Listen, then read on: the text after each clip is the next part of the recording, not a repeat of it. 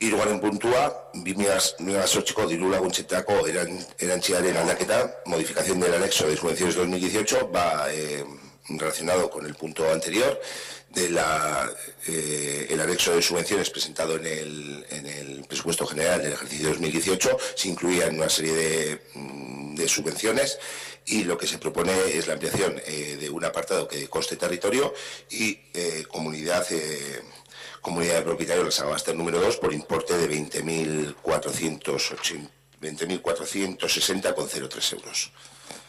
Aitor, así.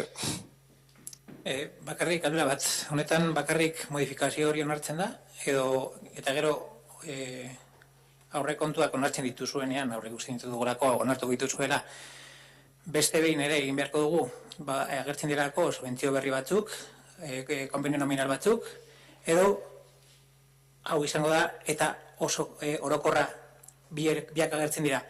Estaba preguntando que si vamos a aprobar esto una vez que se aprueben los presupuestos una vez más, puesto que también aparecen subvenciones, convenios nominativos en este caso, con otras asociaciones que hasta ahora no aparecían y habrá que volver a modificar dentro de 2 meses otra vez este convenio, o si aparecen ya en esta modificación.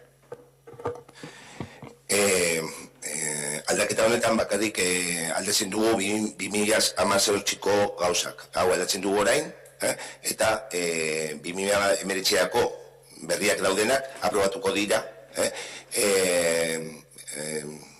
datorren osoko bilkuran. Aurrekontua onartzen dugun edo bozkatzen den osoko bilkuran, osoko bilkura horretan onartzen da guztia, berriak, eta hau adibidez bakarrik da orain, ez da egongo datorren urtean. Decía que este año únicamente se modifica el de 2018, el de 2019 se traerá con aprobación, si procede, con el presupuesto general para el ejercicio 2019.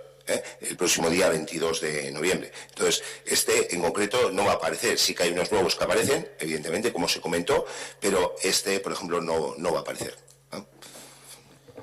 Ados, galdera zelantza argituta, aurrekoan bezala abstentzioa egingo dugu. Eskerrik asko, Asier. Esto, besterik ez. Bueno, vamos a proceder a la votación. Votos a favor de la modificación del anexo subvenciones 2018. Abstenciones. Queda aprobada la modificación del anexo de subvenciones.